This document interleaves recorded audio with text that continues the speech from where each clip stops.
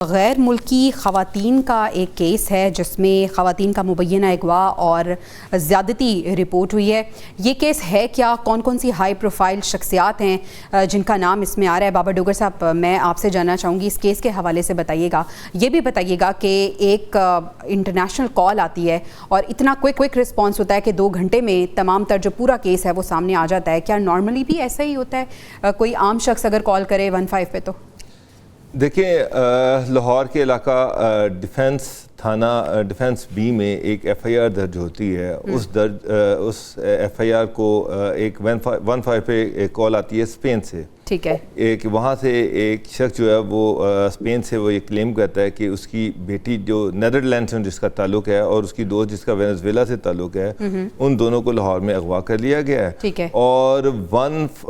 ان سے 1.5 ملین $15 لاکھ جو ہیں وہ مانگی جا رہے ہیں۔ پنجاب پولیس میں اگر باہر سے کوئی کال آتی ہے، انٹرنیشنل کال آتی ہے، یورپ سے یا کسی ملک سے آتی ہے، تو اس پہ جو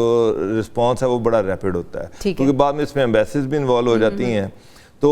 اس کال کی ایکسیس جو ہے وہ آئی جی سے لے کے تمام بڑے افسران تک ہوتی ہے، اور ان کو انٹیمیشن ہو جاتی ہے آٹومیٹیکلی کہ اس طرح کی کال تھے۔ تو جب یہ کال ہوئی تو امیڈیٹلی آئی جی کے نوٹس میں بھی آ گیا، چیف منسٹر کے نوٹس میں بھی آ گیا، کوئی اس طرح کا انسیڈنٹ ہوا ہے، اور اس میں گاڑیوں کے نمبر بھی ٹریس ہو گئے، کیونکہ وہ جو 2 لڑکیاں تھیں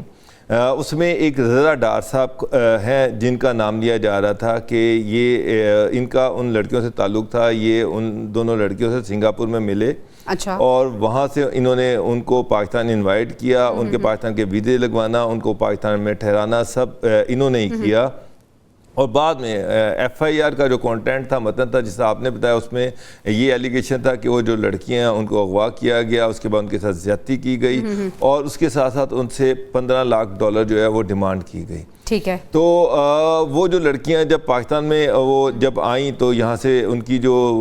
موومنٹ تھی وہ یہاں سے اسلام آباد بھی گئیں، مری بھی گئیں، سرگودے بھی گئیں، اور وہ جہاں بھی موو کر رہی ہوتی تھیں تو وہ گاڑیوں کے نمبر اور وہ سارا کچھ جو تھا وہ اپنی پیچھے فیملیز جو ہیں ان کو وہ ساتھ ساتھ بھجواتی رہتی تھیں، ٹھیک ہے۔ ان کی فیملی نے ساری ڈیٹیل پولیس سے شیئر کی، پولیس نے ان کی لاسٹ جو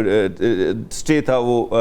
ڈی ایچ اے لاہور میں تھا، وہاں سے ان کو ٹریس کیا اور اریسٹ کر لیا، صحیح۔ اب پرچہ درج ہو چکا ہے۔ جو رضا ڈار صاحب ہیں وہ بعد میں پتہ چلتا ہے کہ وہ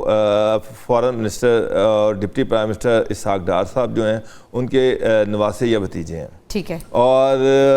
اسحاق ڈار صاحب کے جو بیٹے ہیں وہ علی ڈار صاحب یہاں پہ سینئر ایڈوائزر ہیں، ان کا equal to deputy chief minister, اور ان کی جو سسٹر ان لا ہیں وہ چیف منسٹر پنجاب ہیں، مریم نواز کے جو چچا ہیں وہ chief prime minister of Pakistan ہیں۔ تو بہت ہی انفلوئنشل فیملی ہے، اس سے زیادہ ہائی پروفائل فیملی تو ہو ہی نہیں سکتی۔ اس میں یہ انسیڈنٹ ہوا ہے۔ کہا یہ جا رہا ہے، جو ابھی تک ڈیٹیلز آئی ہیں، کہ رضا ڈار صاحب جو ہیں وہ کرپٹو کرنسی کا کام کرتے تھے، ٹھیک ہے، اور ان 2 خواتین جو ہیں ان کے ساتھ وہ مل کے کر رہے تھے، اور اس میں کوئی پروفٹ یا شیئر کا مسئلہ تھا، جو وہ یہ سمجھ رہے تھے کہ ان کو شیئر نہیں مل رہا، ٹھیک ہے۔ تو انہوں نے ان کو کہا کہ اگر میرے پاس یہاں پر اور بھی لوگ ہیں، میں آپ کو ملواتا ہوں، اور یہاں پہ کرپٹو کا ایک نیٹ ورک بناتے ہیں، اچھا، اس طرح سے بلا بسلا کے یہاں پر لایا گیا، اور اس کے بعد انہوں نے کل واپس جانا تھا، تو ان کو 2 دن پہلے انہوں نے ان کو اغوا کا ایک ڈرامہ رچایا گیا چند لوگوں کے ساتھ، اور اس کے بعد یہ سارا انسیڈنٹ ہوا۔ اب پولیس نے ایف آئی آر درج کر لی ہے، ملزمان جو ہیں پکڑے جا چکے ہیں، آج ان کو کورٹ میں پیش کر دیا گیا ہے، 5 دن کا ان کو کورٹ کی طرف سے ریمانڈ ملا ہے۔ ٹھیک ہے بابا ڈوگر صاحب، یہ پورا کیس آپ نے ہمیں بتا دیا، سمجھا دیا۔